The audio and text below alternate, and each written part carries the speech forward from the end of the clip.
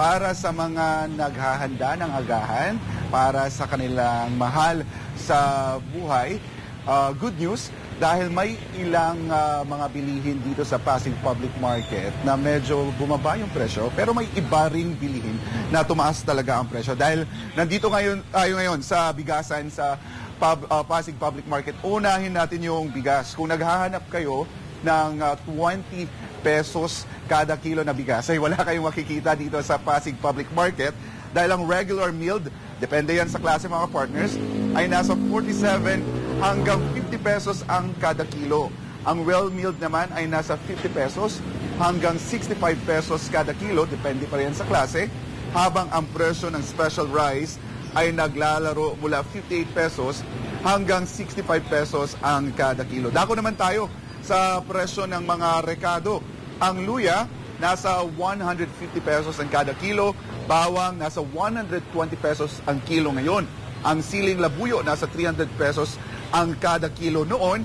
Pero ngayon ay bumabayan sa 250 pesos. Ang puting sibuyas na nasa 120 pesos doon, nasa 100 pesos na lang ngayon ang kada kilo. Pero ang pulang sibuyas na nasa 70 pesos ang kada kilo noon, ngayon ay nasa 75 pesos na. Ang patatas naman nasa 60 pesos ang kilo na dating 50 pesos. Ang kamatis na dati ay 150 pesos ang kilo, bumabayan sa 50 pesos ang kada kilo. Ang presyo naman ng kalamansi ay nasa 35 pesos at ang red bell pepper ay nasa 160 pesos ang kada kilo. Dito naman sa mga presyo ng iba pang mga gulay, ang ampalaya ay nasa 120 pesos ang kada kilo. Ang pechay na dating 60 pesos, ngayon ay nagkakahalaga ng 100 pesos ang kada kilo. Ang pipino ay nasa 100 pesos din ang kada kilo.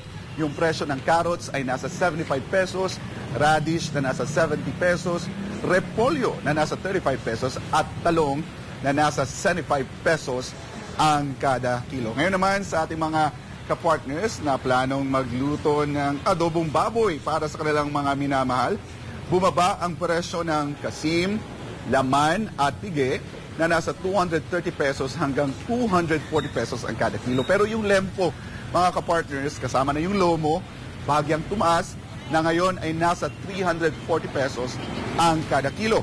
Yung karne ng baka naman ay naglalaro sa 320 pesos hanggang 340 pesos ang kada kilo. While yung presyo ng whole chicken ay nasa 200 pesos ang kilo dati, ngayon ay nasa 200, mali. Ang presyo dati is 220 pesos, ngayon ay nasa 200 pesos na. While yung choice cuts, nasa 220 pesos ang presyo kada kilo, ngayon ay nasa 210 pesos. Ngayon naman, alam ko mga partners, magugulat kayo dito sa isda. Yung presyo ng galunggong na inaasahan natin na ito yung isda ng mga isda ng bayan dahil inaasahan natin na mura. Pumapalo yan ngayon sa 360 pesos ang kada kilo mula sa dating 240 pesos. Yung bangus, mas mura pa sa galunggong, nasa 180 pesos ang kada kilo. Yung tilapia, nasa 115 pesos. Yung tulingan, nasa 160 pesos. Yung tamban, nasa 120 pesos. At yung tawilis ay nasa 160 pesos. At yung sapsap, nako, nilamangan pa yung galunggong, nasa 400 pesos ang kada kilo. Samantala mga partners, sa iba namang mga bilihin tulad na lang ng itlog, yung itlog kada piraso ay nasa 7 pesos hanggang 9 pesos dito sa Pasig Public Market. Yung tuyong salinas, nasa 400 pesos ang kada kilo. Yung tuyong dilis, nasa 500 pesos ang kada kilo. Pero para sa mga nagtitipid, meron naman yung nakabalot na nasa 10 pesos per balot. Yung brown sugar naman na dating nasa 68 pesos, nasa 71 pesos ang kada kilo ngayon, while yung white sugar ay nasa 79 pesos ang kada kilo. Yan muna ang latest update mula dito sa Pasig Public Market. Para sa Diyos at sa Pilipinas kumahal, balik sa inyo mga kapartners. Ayan, maraming salamat Jason Rubrico, live mula dyan sa Pasig City Public Market.